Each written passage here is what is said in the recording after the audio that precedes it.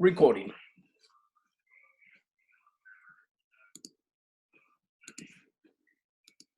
Okay, so as you already know, societies or nations, they have to decide that they have to find ways of answering the four questions that we want to answer. What are we going to make? How are we going to make it? And for whom we're going to make it? In the United States, we believe that the market is the mechanism by which we're going to allow, an answer to these questions. We're going to find a solution by letting the market find out how we're going to answer these questions. And by the market, we're talking about giving freedom to the participants in that economy. Remember the major players in the economy. The major players in the economy is the households and the firms. Those are the two major players. So by allowing the firms and the households to make their own decisions, we believe that they are going to find a solution to the what are we going to make, how are we going to make it, and for whom we're going to make it. Because think about it, if we allow a company to make their own decisions about how they're going to make products, a company is always going to try to find the most efficient method. On the other hand, if we try to control this company, then there's no way a couple of individuals in Washington, D.C. or in the capital of any country will be able to tell a company, this is the way, or this is the method, or this is the approaches that you need to follow, right? Because the response will be too late. On the other hand, if the market adjusts immediately, if I'm producing something, nobody's buying my product, that's a signal to me that I need to make modifications to my product, or I just need to make something else. So the market works better. So the market is good. There's no argument. However, the argument is this, or not the argument, but the issue is this, that the market has some failures. The market creates some failures. In other words, if we allow individuals to make decisions without some type of control, then we're going to have some problems, right? So then that's why in our system, we have a combination of government intervention and market-driven economies to be able to find out what is best for society, okay? And let me explain, for example, what we're talking about market failures. For example, in a market, we have consumers that they are demanding products, and we have companies that they are the ones that produce the products. Well, as you already know, for example, in some cases, consumers demand the wrong type of products, right? For example, consumers want guns. Well, if consumers want guns, then the companies are going to produce guns. But then the question is that actually what we're supposed to be producing? Consumers want drugs. So does that mean that we're going to allow firms to be able to provide drugs just because consumers want drugs? Right? And that's one of the failures of the market. In other words, the market has no feelings. The market is amoral. It doesn't love no one, right? So as we already know, the market produces goods and services. It creates jobs. It creates income. It actually allows people to be able to make a living, right? But in many cases, the market, again, fails. And when the market fails, that's when we need government intervention, right? The question is, okay, if we need government intervention, how much of a government intervention do we supposed to have? And those are the things that we're going to try to understand. How does the market fails? When does the government intervene? And is there always a good idea for the government to intervene? Okay, so let's begin this way.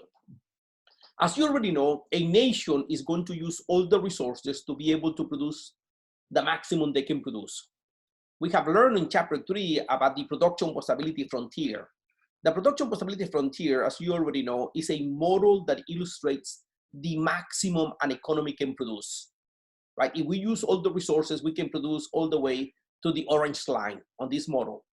We can produce any points inside, and points outside are unattainable. We cannot produce outside the frontier because the orange lines represents the maximum we can produce. So in this example, for example, we are choosing between two products, healthcare, let's say, for example, hospitals, and other goods, let's say cars. So a nation can produce, let's say, a lot of hospitals, or it can produce a lot of cars. Now let's assume that point X is the optimal mix. That's where we're supposed to be. That's just the right combinations of medical units and the number of automobiles. But for some reason, because consumers want to buy a lot of cars, the market is providing that. So now the market is producing at point M. Well, as you can see, the market is being efficient. The market is being efficient because the market is producing exactly what consumers want, which is, a lot of automobiles. But the problem is that this level of production is probably not the optimal. It's not the optimal. The optimal is some point at point X. That's what we're supposed to be producing. So then in situations like this is when the government, or this is the justification that we use when the government say we need to intervene to try to force the economy to produce at the optimal level. We don't have enough hospitals. We don't have enough medical schools. We don't have enough elementary schools. We don't have enough, what's called when children go to school before kindergarten? Pre-care, or what's it called? Somebody? Preschool. Yeah, preschools. We don't have enough preschools. We don't have enough public preschools. We don't have after-school daycares. We don't have after-free, education for children. We don't have, there's a lot of things that the market is not going to provide. So in situations like this, that's when we need the government to intervene. So then a market failure is a situation in which the market is not providing the optimal outcomes. That's what a market failure is. The market is just simply not providing the optimal. So if the market is not providing the optimal, then something needs to be done, okay? So in a situation in which the market is not providing, then this creates the basis for government intervention. We simply say the government needs to intervene in order to be able to provide or to resolve this failure that we are creating. Okay. Now, what is the major sources of market failure? The major sources of market failure is public goods, externalities, market power, and inequity. Okay, and this is what we're going to be discussing for the next hour. What is the main market failures? So let me give you a brief overview of these market failures, and then we'll discuss them one by one in more details. Okay, so let's begin with, for example, let's go backwards. Let's go with the issue of inequity. The market creates failures. And one of the failures that the market creates in some cases is the issue of inequity. Inequity simply means not everybody receives a benefit. Now think about the system that we have. There are some individuals that they are very bright, and if you are very bright, you are able to come up with an idea and create a business, and you open a little store and bingo, now you're a wealthy guy. Now there are other people that they're always going to be working for someone else. And as a result, these people that work for someone else, they are never going to be able to achieve the level of income that their bosses are actually receiving. So then we have people in the United States that the market has allowed them to become very, very successful. And then we have individuals that the market simply has not allowed them to be able to achieve that level of comfort that they actually need. Why? Well, it just happened. It just happened.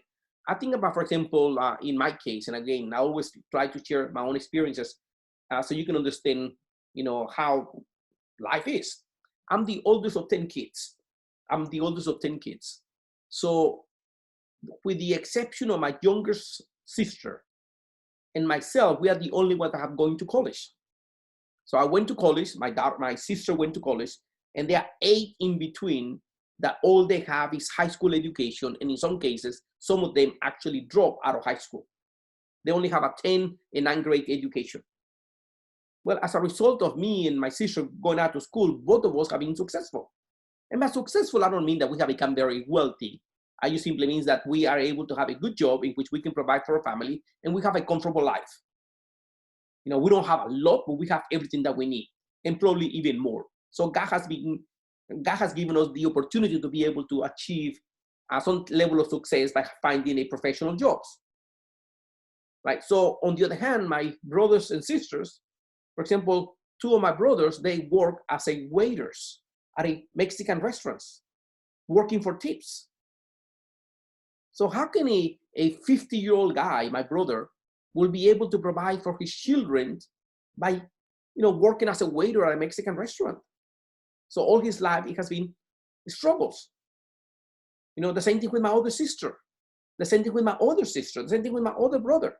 They're all in places in which they are struggling because simply they don't have the income to be able to provide for their families. So as you can see, the market says this, okay, the reason why Hermilo is successful is because Hermilo went to school and Hermilo has a good job, right? You decide not to go to school, and as a result of this, then this is the consequences. So there's always going to be an inequity of income. And you say, okay, well, if that's the case, that was their choices. Okay, that was their choices.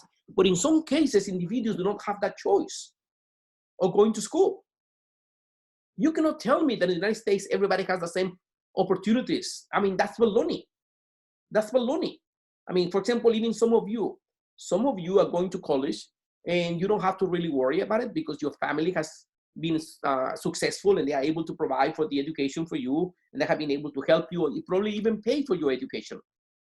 But probably some of you come from individuals or from households in which your families are struggling and you're working really hard to try to be able to continue with your education. And hooray, hooray for that. If that's you, let me tell you, your sacrifice is going to pay. Right? But in other cases, there are individuals that they just simply don't have that opportunity. Think about an individual, for example, that live in a broken home, that's not able to go to a good school, that lives in an inner city with horrible elementary and high school education. He goes out and she goes out and do the ACT to be able to go to college, and the grades are so low that he's not even admitted to a college. Or the children does not have the help from the family to do the after-school work. And as a result of this, he always falls behind. And once you fall behind, you feel like a loser, you feel like you're not successful, and then you simply drop out of school. And what does the market say? Well, it happened. That's life. Die, baby, die. Right? So the question is, think about, for example, a young woman that is a single mother.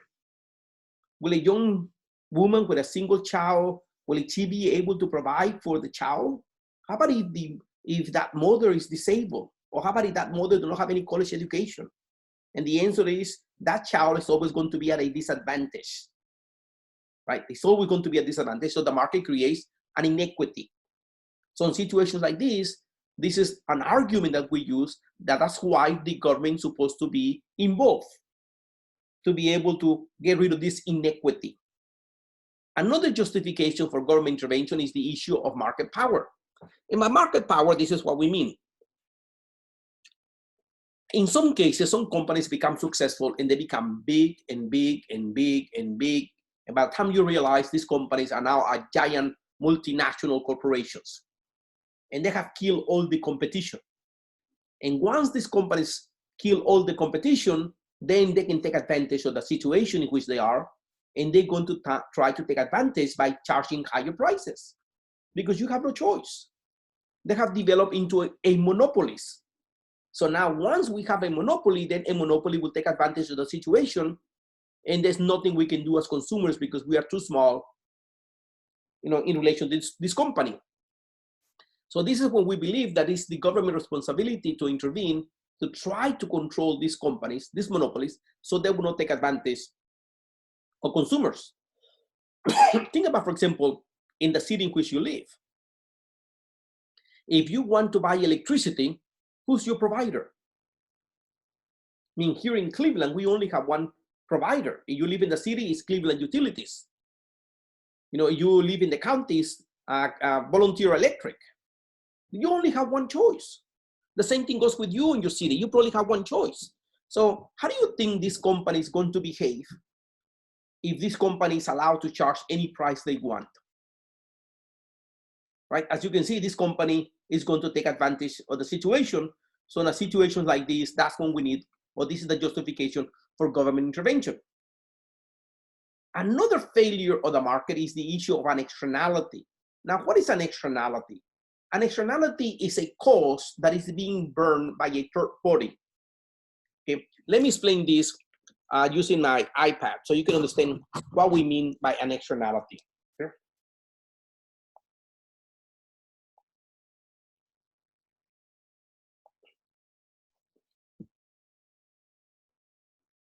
Okay. This is the best example for me to explain an externality. We have a company. I'm going to draw here a little house. And this company buys resources to be able to make products. Now, this company is making products, and here, people like me and you are the buyers of these products, and we are really happy because the products that this company is making are being sold at just a perfect price. I don't know, let me give you an example. Let's assume that we are buying tires for the car, and this company is making tires. This company's, the cost of production is $300, right? They add $100 in profit they're going to make, and they are selling the tires for $400, and you are buying a tire for $400 because it's a good price. Everybody's happy. You are happy because you have brand new tires for your car, and the company's happy because they're making $100 in profits, right? However, next to this company over here, there's a family, and this family have children. And as a result of the smoke or the pollution that this company is producing, one of these kids is always suffering from asthma or is getting sick, right? So now this family is paying, let's say, $200 a month on medical, I don't know, equipment or medical drugs, whatever the case may be, to be able to help the children to live a normal life. So as you can see, this company, this household is actually paying for the production of these tires, right? It's paying for the production of these tires because the production of those tires is creating an externality. An externality is a cost that is going to be borne by a third party. So then it is the role of the government to try to internalize an externality. The government can come and say to this company, hey, you need to install some type of filters because you're polluting the environment. So now the company installed the filters, pollution disappeared, this kid is now happy, right? But now for these companies, the cost of production has increased now because now they have to pay for these filters. So they are no longer going to be able to sell to this guy the tires for $400. Now the company is going to have to increase the price to $500 to cover the whole cost of production, right? And again, this is the explanation that we can use to explain why sometimes the government needs to intervene, because we are not going to allow a company to pass the cost of production to another party. These guys have nothing to do with a product that is being enjoyed by this guy right here that is very happy, right? Well, he's not going to be very happy now because he's going to have to pay a higher price. And that's the role of government in the issue of externalities. So when we're talking about externalities, we have negative and we have positive externalities, right? If the externality is negative, in other words, if it's affecting some people, then we're going to try to stop them. But if the externality is positive, then we will allow more of that externality, or we will encourage, or we will try to find ways of, stimulating the production of those goods. Let me give you an example. A positive externality, and let me use Lee University, for example. Lee University here in town is becoming a very beautiful campus, right? In all the houses around the campus, the price have actually going higher because people want to live around a beautiful place, right? So this guy that paid $200,000 for this house, let's say 20 years ago, now can easily ask for $800,000. I mean, look at the houses around Cleveland, around Lee University. Even houses that they're falling apart, they're going for $500,000. You know, there's a house over here in Ocoee Street, a little white house. I mean, the house has been abandoned for 10 years. It's a historical house, and they're asking $1 million. Why? Well, because it's in an area in which people, wealthy people, want to be living. And now this happened as a result of Lee University, you know, being able to improve the beauty of that area. You know, think about, I mean, I don't know, in a city in which, you know, let's say, for example, a company comes, and it's a company that actually provides some type of green goods, you know, green that don't, or products that don't contaminate the environment, things like that. It's a clean company, clean production. And it becomes a wonderful place to live, a wonderful place to work. So then all the houses right there go up in prices. Think about, for example, think for example what's happening in Silicon Valley, right? I mean, I like to watch programs about, you know, moving or buying houses or things like that, you know, and I get surprised about the amount of money you need to pay to be able to buy a house in places like California. You know, you buy a 2-bedroom house for $800,000. I always ask myself the question, I mean, how can these people afford an $800,000 mortgage? And here I'm struggling with a $300,000, and how can people afford an $800,000 mortgage? Well, probably because they don't work. at a place like Lee. You know, probably it's because they don't get paid the same thing that I get paid, you know, living here in Cleveland, right? Probably they don't earn the same amount of money that I earn, right? So again, that's an externality. So as a result of people wanting to live in specific places, the value of the situation goes up, right? And some people benefit and some people get hurt. But an externality is nothing more than a cost that is being a cost or a benefit that is being carried or being borne by a third party in an equation. So if the externality is negative, we will always try to stop that externality. But if the externality is positive, then we will try to encourage the productions of those products, okay?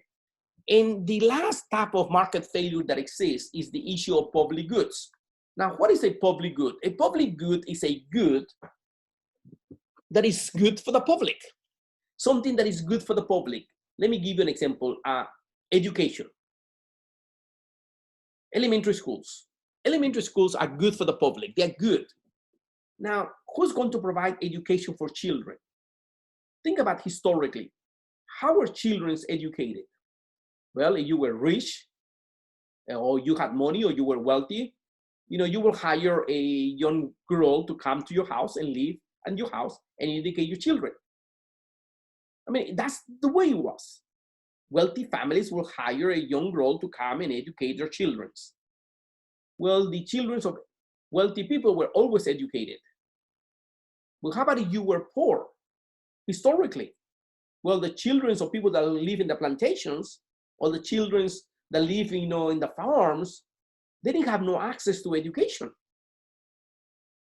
right? So nobody's going to say, oh, let me pay for the education of Molina, or let me pay for the education of Tinsley kids. It's not gonna happen.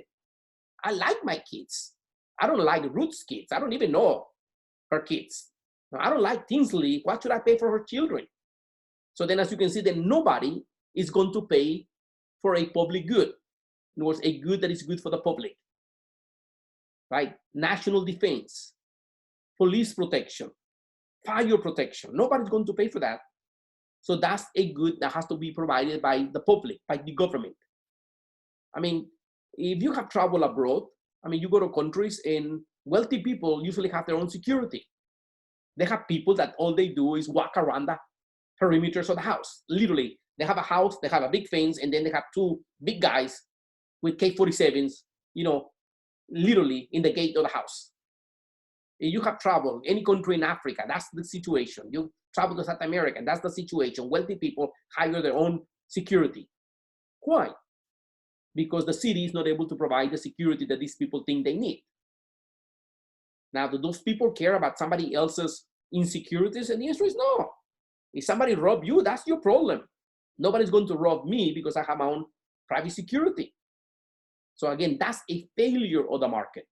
And that's why we need government intervention, okay? Any questions or comments? Okay, so now let's go in more details. That was just an introduction about these failures. Okay, so we begin by a public good.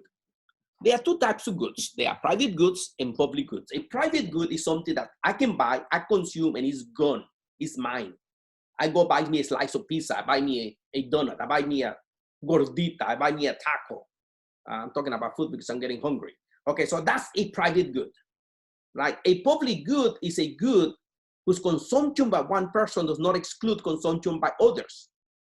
For example, a national defense. We pay for a national defense, and the national defense is going to protect not only me, but it can protect anybody that lives in the city, even if they don't pay. Think about, for example, if we have undocumented workers in our nation, and let's assume that these guys are working just on cash basis. They are not paying their share of taxes. That's the accusation that we make about these illegal workers. They don't pay their taxes. Like, guess what? Even if these guys don't pay their taxes, they still being protected by the United States military services. They still protected by the city police force, right? Again, the idea of that illegal aliens don't pay their taxes, that's another lecture in itself. But think about this. Every time you go by, you pay taxes. So if you don't pay your taxes to your employer, you pay your taxes at the supermarket, right? But again, most illegal workers, they're actually working with false documents. No, you have to provide a social security. So once you provide your social security, your employer takes away the taxes. The only difference is that these undocumented workers are paying taxes, and at the end of the year, they cannot claim a refund on the taxes they pay, like most people do. So when somebody tells you undocumented workers don't pay any taxes, the reality is that no, they actually pay the taxes and they don't get the things back in return. Okay, but again, that's another different lecture. But what I'm trying to tell you is the issue of a public good. So what is a public good? A good that is good for the public, that it is possible that one person will consume it, and that's not going to exclude consumption by other people. So then as a result of this, then public goods create a problem. And the problem is the issue of free riders, or the free rider dilemma. A free rider is an individual who actually reaps the benefits from someone else's purchase of a public good. Somebody that does not pay for that and is actually getting the benefit. Okay, so you become a free rider. For example, I live in Cleveland, but technically I don't live in Cleveland because I live in Bradley County. So then as a result of this, then I don't have to pay city taxes, because I don't live in the city. But all my business is on the city. So then every time I go to Cleveland, I get the benefit that Clevelanders receive. I get the benefits of police protection. I get the benefit of, if something happened to my car, I know that the city of Cleveland is going to come to my rescue. If my car caught on fire, we had a fire department. In other words, I'm getting all the benefits that people in the city are actually getting. Well, not all the benefits. For example, I don't get somebody to pick up my trash. I have to pay for trash collection. But I only pay, I don't know, $30 or $10. I don't know how much I pay. I know that I pay, let's say, I think it's $15 a month. So let's say I pay $180 for somebody to come and collect my trash.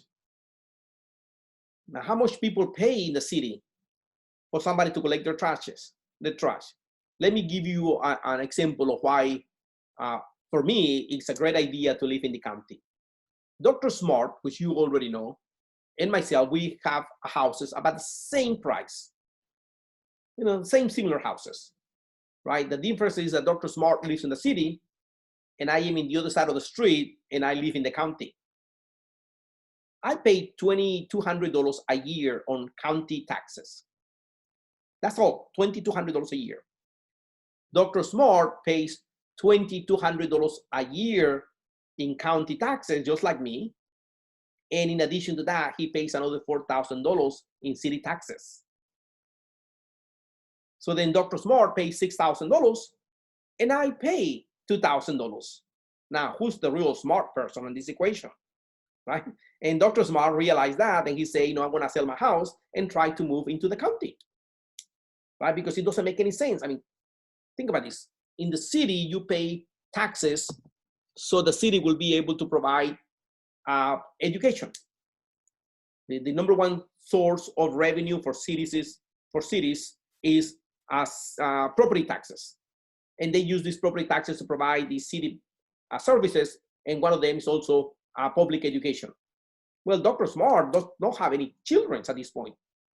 So then, as you can see, then Dr. Smart is paying for the education of the people that have children in the city of Cleveland. Now, think about this. Probably some of the people that live in the city of Cleveland are not paying any property taxes because they are renters. So they're not paying any property taxes. So they're getting education that is being paid by the owners of properties. So then these individuals, they all become free riders. By the way, there's nothing illegal, there's nothing evil, there's nothing bad about a free rider, right? A free rider is just simply somebody that takes the benefit of something without having to pay. And if you are smart, you will always try to become a free rider. I was living in the county, and when I decided to move, one of my, criteria was, let's find a house in the county, because there's no reason for us to move in the city and pay something, that I can get it in the market at a lower price. Okay, so that's the issue of public goods. As you already know, if we know that it is possible to get a free good, then guess what? Everybody's going to wait to get that free good. So then, because everybody is waiting for that free good, then the market fails in producing goods that society needs. In other words, the market is never going to create a highway for you. The market is never going to pay for street lights, stop lights, so people will not get accidents on the streets. Everybody will always wait for somebody else to pay it. Well, if everybody waits, then that product is never going to be available in the market.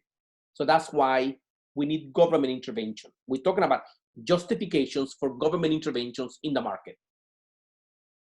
Now think about this, in an intersection on a main street, intersection, if we don't put stop lights or green lights, red light, I don't know what's it called, a red light, they get stop light. If we don't put a stop light, it's possible that accidents are going to happen. Now, who's going to pay for this stoplight? Hey, I know that that intersection is dangerous. Every time I go there, I'm just going to be careful. Boom, then I move. But how about people that what's the word to use with the city? They are not used to. They are from another place. They're just coming to the city, right? And they don't know how dangerous that intersection is. They're going to get involved into an accident. I would say, well, that's the problem. It's not my problem. Okay, it's the problem. It's not going to be my problem.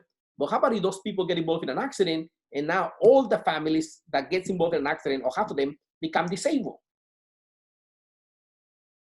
Right? So now it becomes my problem, because these people that have become disabled are going to be asking for government aid. And the government aid is going to be provided by my taxes. Okay, so again, this is a justification for the production of public goods. So then the role of the government is to step in and become the buyer or become the producer of public goods, right? They have to pay for this because nobody else is going to do it, okay?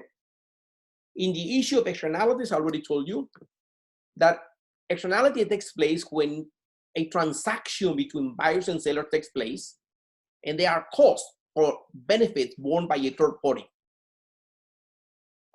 So as you can see, then if there's a cost that is being carried by a third person, it is the responsibility of the government to internalize this externality. Okay,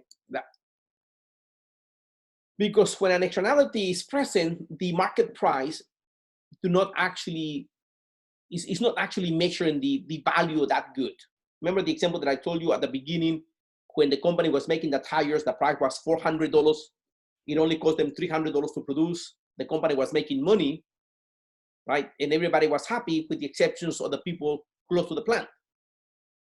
Because the actual price of production of those tires was not $300, right? Because another family was paying for the medical care of their children, another cost that was being produced, as a result of, the manufacturing of these tires. So again, an externality is a cost that is being borne by a third party. Now, in some cases, I told you that an externality can be positive. Think about, for example, inoculations, flu shots. If I get a flu shot, I personally going to get the benefit. The benefit is that by getting a flu shot, probably I'm not going to get sick. But if I get a flu shot, it's possible that you also going to get a benefit. And the benefit is that because I'm not going to get sick, then I'm not going to get you sick. So as you can see, it's the consumption of a good, which is a private good. I'm going to pay for it. I'm going to get the benefit, but that benefit can also carry to someone else. So in situations like this, then it is the responsibility of the government to try to stimulate consumption of these products. So the government will try to increase the demand for this product. In other words, the government will say, let's go ahead and pay people, or let's go ahead and make this product cheaper so people will buy it more, because if they buy it, then they're going to bring a benefit, not only to themselves, but also to society. Think about what is taking place now. We are desperately trying to find a shot for this coronavirus. We're trying to create an inoculations, and we don't know if we're going to be able to develop it fast enough. How much has the government already spent in giving money to companies to continue with these experimentations and these tests? Anybody knows? The government has allocated over $700 million. Now think about that, guys. About $700 million in this process. Now, why is the government doing that? Well, because they believe that it is something absolutely necessary, that is going to bring a benefit not only to individuals, right, but it's going to bring a benefit also to society. The economy will continue to operate if we are able to find a solution to these problems, right? So that's how we correct an externality, okay? Now, if the externality is negative, then what we want is to decrease the demand for that, right? Or decrease the supply. We don't want companies to continue producing this negative production of goods, right? So what we do, we force companies to produce less. We force companies to decrease the pollution. We force companies to comply with some type of regulations. So they actually, what we're doing, we are not producing what the market wants. We are producing what is optimal. And again, that's the role of the government in the issue of externalities, okay? So then again, the summary of externalities is simply that society's benefit, because we have a positive externality, then it is a good idea to make more of this. But the reality is this, that most positive externalities tend to be underproduced. They tend to be underproduced. And negative externalities tend to be overproduced. In other words, we have more negative externalities in the market always than positive externalities. So if the negative externalities tend to be overproduced, then it's the government responsibility to try to restrict the production of these negative externalities. Think about, for example, in developing nations in which companies are producing and they don't care about the environment and they throw all the waste or all the byproducts into the rivers, right? I mean, why is it possible that in China, Chinese companies can produce items at a cheaper price than us? Well, because the lack of environmental regulations. And there's no environmental regulations, then companies don't have to spend money in complying with regulations.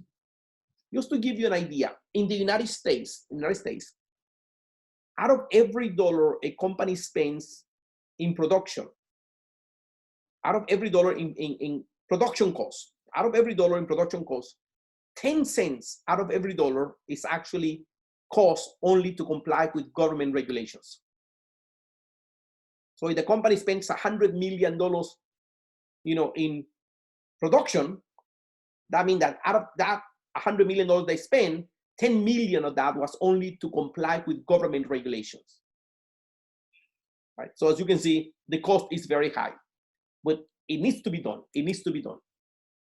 Then the next point is the issue of market power. The issue of market power. And this will be a good point to stop, guys, and have a 10-minute break.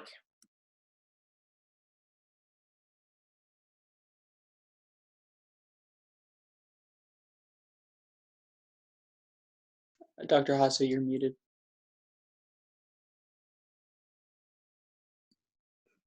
I needed to tell my little girls to keep the noise down.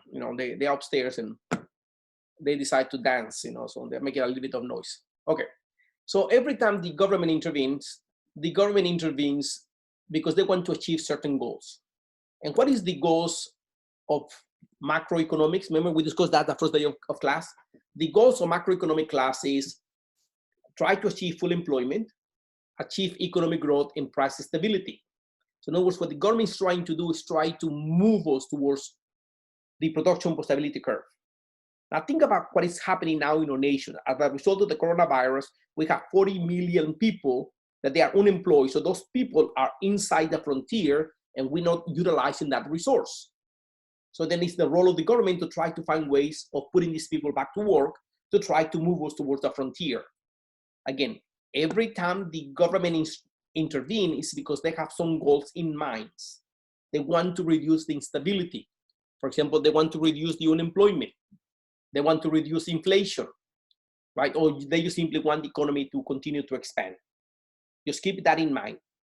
The reason why the government intervenes in the economy is because we want to achieve certain macroeconomic goals. And the macroeconomic goals is full employment, price stability, and economic growth. Okay? And the government uses different macro policies to attempt to meet these goals. For example, think about what you are doing today. We are giving individuals on top of relief payments. We are reducing interest rates. We are giving companies incentives by giving companies literally tax credits, right? In some cases, we actually bailing out companies. We give them literally money for these companies to continue in operation. For example, most universities across the United States, including the Lee University, receive some type of grant during this crisis because they know they are losing tuition. They are losing money. They have to give money back to students when they went back home. Probably some of you, any of you were living in dormitories. You were living in the dormitories, you probably receive a refund, is that correct? Okay, the amount of refund the Lee University have to give, it was just published last night, it was $2.5 million. Now think about that. That was money that Lee already had, and now because of this coronavirus, Lee had to give this $2.5 million. Right? That's a lot of money. Right? So then the question is, where is Lee going to come up with those $2.5 million? And just like Lee, there's multiple universities across the United States that they were in that same situation. So in situations like this, the government comes to intervene to keep these universities afloat by giving them, a little bit of money to compensate for that loss that they actually incur. Again, that's government intervention. So when society believes there's a problem, we always think that it's the role of the government to try to fix it. And that's the justification for government intervention in the economy. Now, as a result of this thing that we want the government to provide, over the last 100 years, the government has expanded, 10 times, in size, and the budget has increased by 6,000 times. So in the last 100 years, the amount of government budget has increased 6,000 times. In other words, everything that we do. Now, where does the government get its money? Where does the government spend their money? Well, the number one source of government revenue is income taxes. That's the number one source of revenue, income taxes. And as you can see, when we look at the economy, the total government purchase in the economy account for about 25%. In other words, about 25% of all economic activity in the United States is a result of government intervention, right? And that includes the federal government and the state and local purchases, right? So the state and federal together account for about 25% of all economic activity in the United States, right? At each level of the government, we have inflows and outflows, right? And inflows is money coming in. The government receives funds by taxes or by borrowing. And the amount of revenue the government collects every year is about $3.5 trillion. See, the amount of revenue the government collects is $3.5 trillion a year. And just to give you an idea, up to this point, we are in the middle of the year. Up to this point, we have only received half of that. We only received about $2 trillion in revenue. But the government has already spent $3.5 trillion. And at the budget that is being revised or being, I guess, the people in Congress, they are debating this today as we speak. They're trying to figure out, should we go ahead and go with a second stimulus package? This new package is $3 trillion. Just this package, $3 trillion. So that means that this year we're going to be spending about $6 to $7 trillion, but we're only going to collect in revenue about $3.5 trillion. So where's the other $3.5 trillion or $4 trillion are going to come from? And that $4 trillion is going to come from borrowing. Right? In other words, the money that the government is giving you today, somebody's going to have to pay for it later. And the way the government is borrowing money is by issuing government bonds. We are selling government bonds to be able to come up with the cash to be able to help families. Okay? And again, at this point, we believe that that's absolutely necessary, because if not, the economy will continue shrinking, and we don't want that. So the idea of this stimulus package now is to give money directly to individuals, not to companies. See, in the last package that took place 4 weeks ago, the idea was to give money to companies so they will continue paying their employees. Well, now we believe that what we need to do is give the money to individuals, so individuals will go able to go out and buy, right? Because if they buy, then companies will produce, and if they produce, they will hire people. They hire people, less unemployment, more income, more consumption, and we want to put the economy back in a different track. Okay, so inflows is taxes and borrowing. The outflows is the actual purchase and the payments that we use, and also what the government gives, right? So the actual level of government expenditures have actually, in the United States, have actually grown, but it's lower than the private sector. What the United States is spending most of its money now is in the form of transfer payments. Okay. In other words, from everything the government spends, over half of that is actually in the form of transfer payments, money given to people, people in disability, people that they actually retire, people that they are receiving some type of, some type of benefits, direct cash, right? And again, that's the budget of the United States government. Now, where does the government collect its taxes? I already told you this. And let me come back, okay, right here. The sources of taxes or the sources of revenue for the government is this. About 47% of all the income the government collects is from individual income taxes, 47%. The other 34% is from individuals' Social Security taxes. So you combine these, 47 and 34, that's what, 81? So 81% of all the federal budget is from individuals working. When you pay your taxes and when you pay your Social Security. Look at the amount of the I guess the revenue the government collects from corporations. You know, from the $3.5 trillion we collect in taxes, only $350 billion come from corporations. So corporate companies only pay about 10% of the taxes. And then we have a 9% that is the other types of taxes. So on the exam, the question is going to be asked, which one is the number one source of government revenue? And the number one source of government revenue is individual income taxes, right? It is the largest single source of government revenue, followed by Social Security. In the United States, we have a progressive tax system. And a progressive tax system simply means that the more you make, the more you're going to pay. As your income goes up, your taxes goes up, right? And that's the way the government collects income taxes.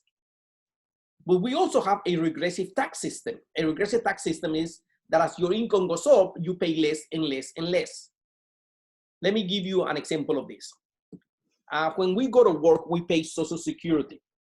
Did anybody know how Social Security works? Don't you pay a certain amount and then your employer has to match that amount? Yes, sir. You work, let's say you work for a company and you get paid $100. Let's say it's one of you college guys. You earn $100 a week. You have to pay taxes on that. You have to pay about 10%. So you have to pay $10 in taxes, right? So now you only have $90 left. And then you also have to pay Social Security. And the Social Security is 7.25% of everything you earn. So then you also have to pay $7.25 in Social Security. So this is your income taxes and this is your Social Security. So out of $100, they're gonna take $17.25. But then your employer has to match your Social Security contribution. Your employer has to add another $7.25 and they have to send to the government $14.50. This is the money that you're going to have when you retire. So you pay both income taxes and Social Security. Income taxes, they don't have a limit. You continue going up and up and up, and the more you pay, the more you make, the more you pay.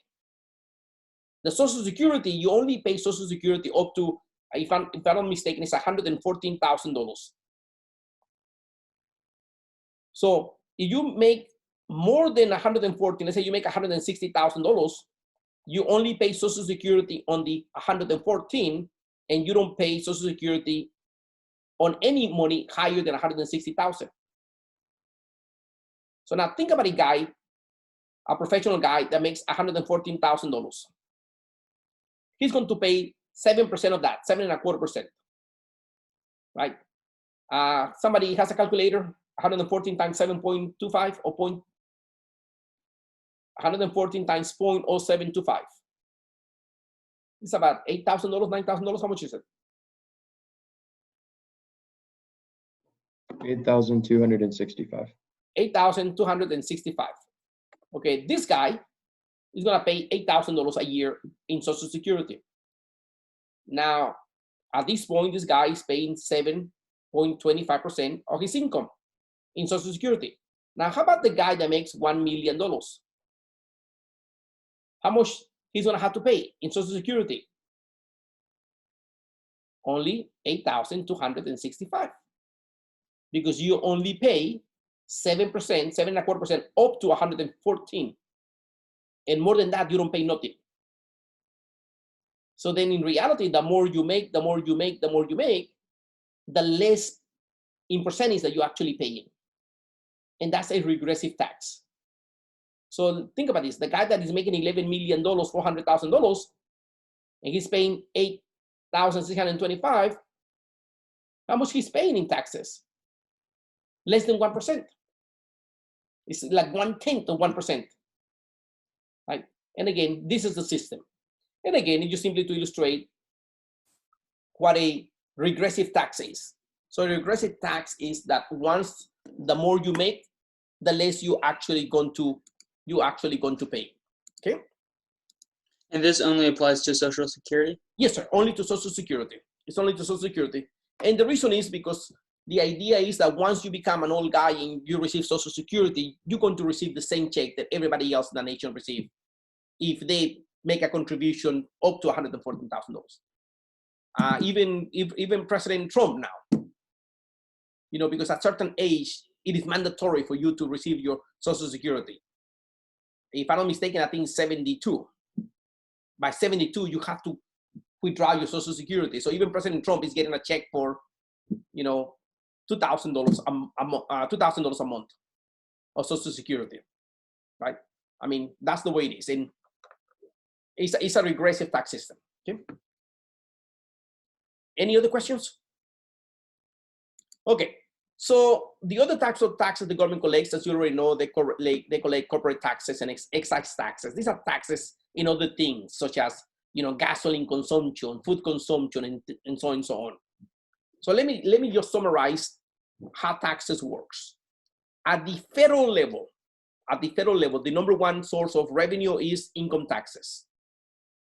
At the federal level, the number one source of income is income taxes. The number one source of revenue is income taxes. At the state level, the number one source of revenue is sales taxes. See, the states receive money by sales taxes. Every time you buy something, you pay sales taxes. And that taxes go to the state. At the local level, the number one source of revenue is property taxes. Now, property taxes. Is that clear? At the federal, number one source of revenue, income taxes. At the state, number one source of revenue, sales taxes. At the local level, number one source of revenue is property taxes. So property taxes is a major source of local taxes, right?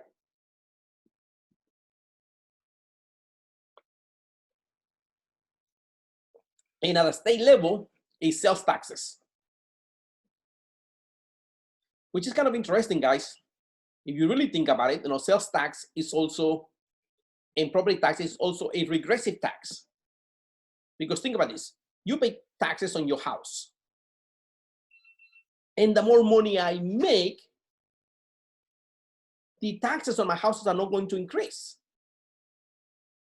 You follow me? I'm paying taxes on the value of my house.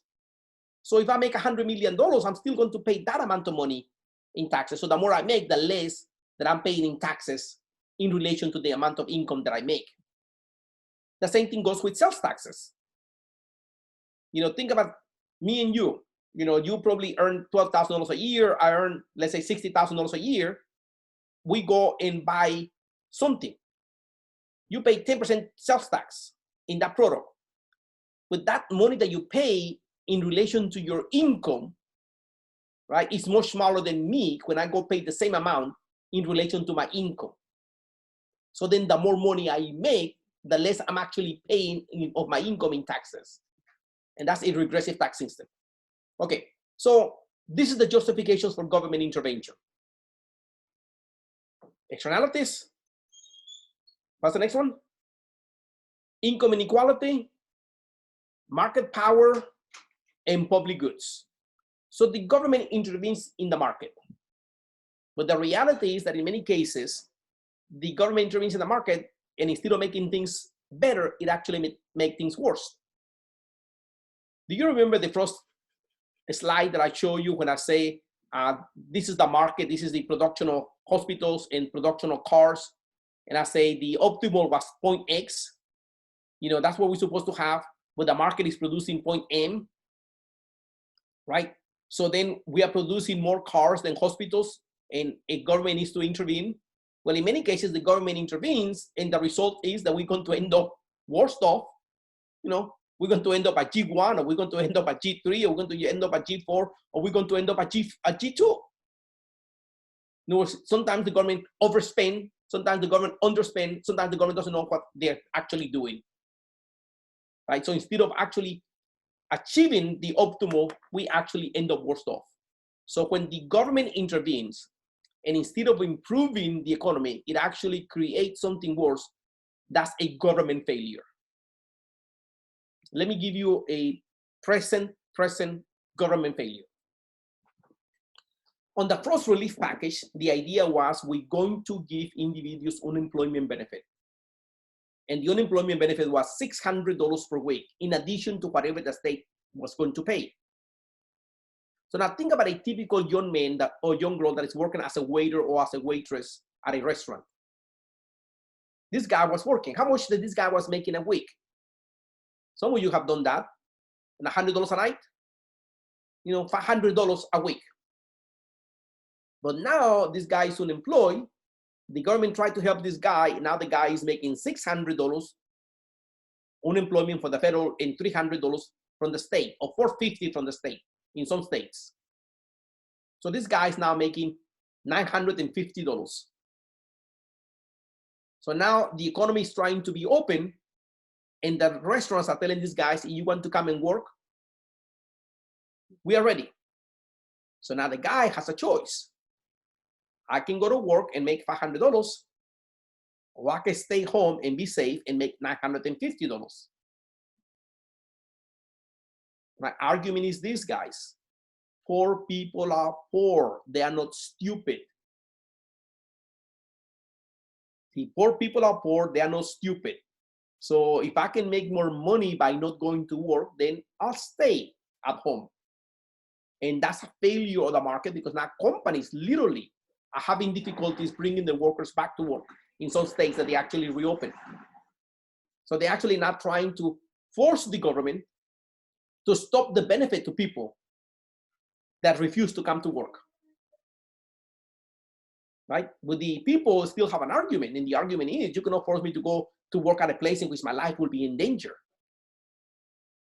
See, you cannot force me to go to work at a place in which I feel insecure or I don't feel safe.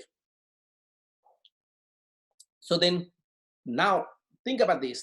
By the way, these benefits were actually established for 6 months. It was, I think, was March, April, May, June, July, and August. On the bill that we are disputing today is to go all the way into 2021, 6 months more. So now this bill is to help people. Good. But this bill is going to create some failures, because hundreds, thousands, millions of some workers are going to choose not to work and receive the benefit because it's better for them.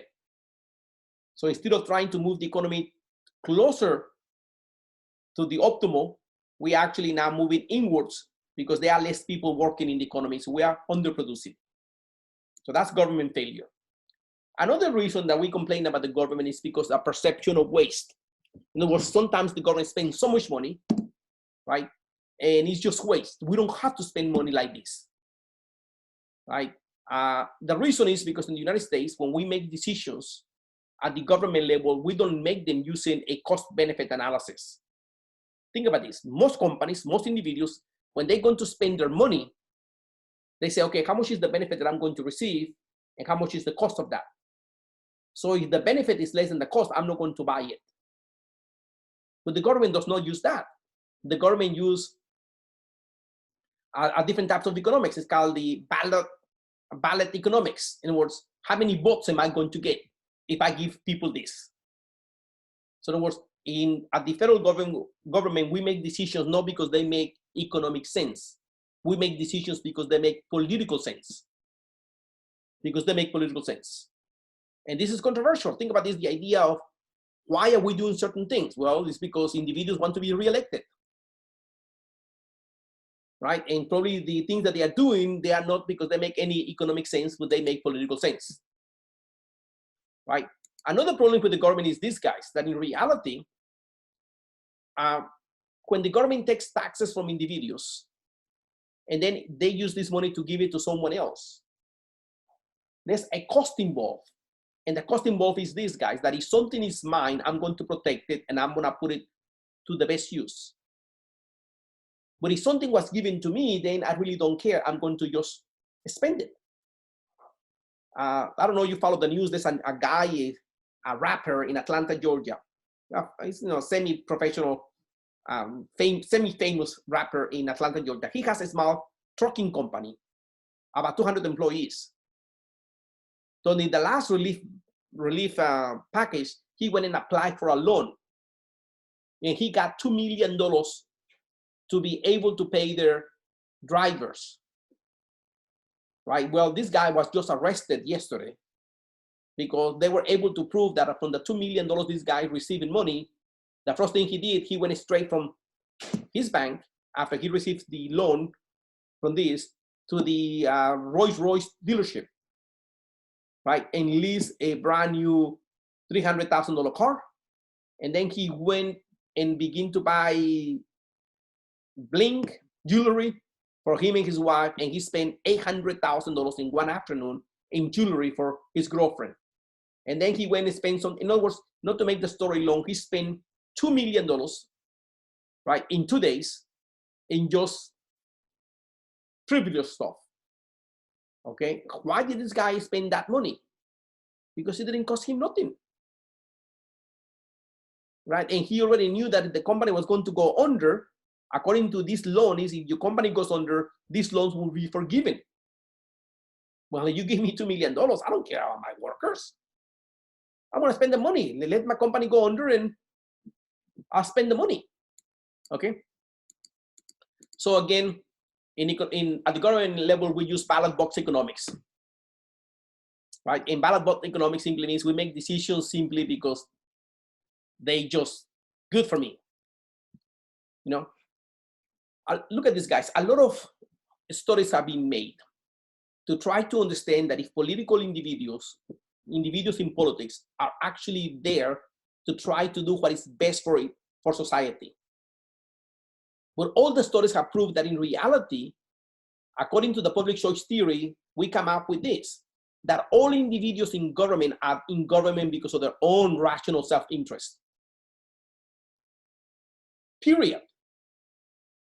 For their own rational self-interest, either because they want to be there, because they want to be the most important person, or they want to be there because, you know, it's a good paying job. Right?